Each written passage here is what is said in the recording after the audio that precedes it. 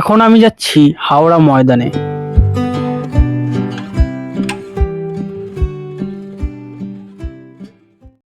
আজ 23শে জুলাই আর আমি এখন দাঁড়িয়ে আছি হাওড়া ময়দানে।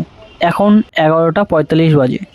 গতকাল রাতে আমি একটা দিদির ভিডিও দেখলাম, তিনি গত 4 দিন ধরে অন্বেষণ করছে। আর যে দিদিটা ভিডিওটা পোস্ট করেছিল তিনি বলেছিলেন 11টার সময় আজ তারা ময়দানে আসবে, কিন্তু আমার দুর্ভাগ্য যে এখানে এসে আমি কাউকে খুঁজে পাইনি।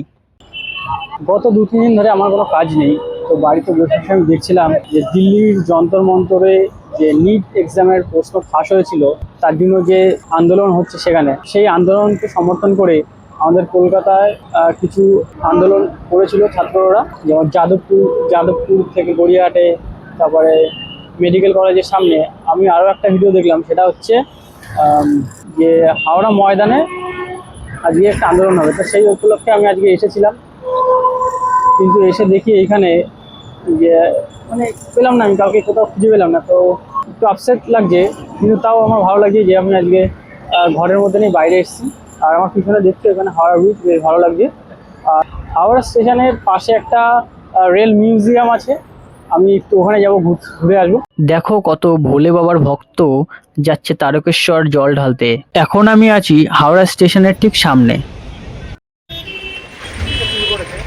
তো আমার এখন যাওয়া হবে না, রিটার্ন যেতে হবে। আকাশের অবস্থা দেখো, পুরো অন্ধকার কালো হয়ে গেছে।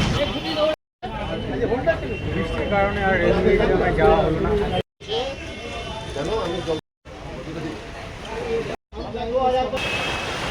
এখন আমি আছি ঠিক হাওড়া ব্রিজের নিচে। হাওড়া ব্রিজের উপরে কনস্ট্রাকশনের কাজ চলছে।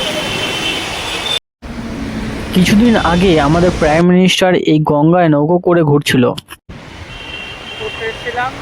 আর এখন এদিকে ওদিক ঘুরে যাচ্ছে। আর হঠাৎ কেন জানি না দেখা যাচ্ছে হুগলি সেতু, ওই হুগলি সেতুর ওখানে যেতে ইচ্ছা করছে আমার। আপনি হেঁটে হেঁটে ওই গঙ্গার তীরের ওই পার ধরে চলে যাব, ওই হুগলি সেতুর ওখানে যাবো ভাবছি। 3 কিলোমিটার রাস্তা তো হবেই, 3 কিলোমিটার রাস্তা তো হবেই, কিন্তু যাবো, চলো যাওয়া যায়। ভারতের সবচেয়ে বড় ফুলের মার্কেট হচ্ছে এইটা।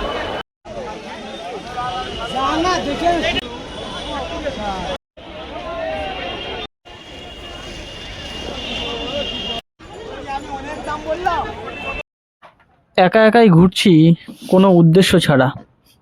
এখানে আছে সূর্যমুখী, পদ্ম ফুল, গোলাপ ফুল, এমন এমন ফুল আমি এখানে দেখলাম যেগুলোর নামও আমি এখনো ঠিক করে জানি না।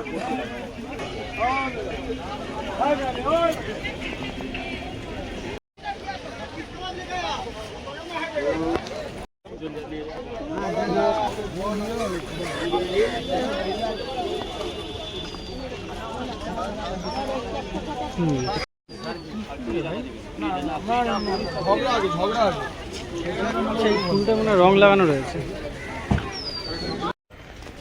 এখন আমি বড়বাজার স্টেশনে দাঁড়িয়ে আছি।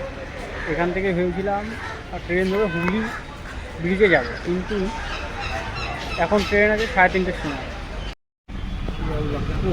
এখন আর ভালো লাগছে না বৃষ্টির মধ্যে, এখন বাড়ি যাবো। খালি বৃষ্টি হয়েই যাচ্ছে, দেখো কোথায় কীভাবে ঘুরবো। এখন আমি বড়বাজারের ভিতর দিয়ে যাচ্ছি বাসে করে, সারাক্ষণ খালি বৃষ্টি হয়েই যাচ্ছে।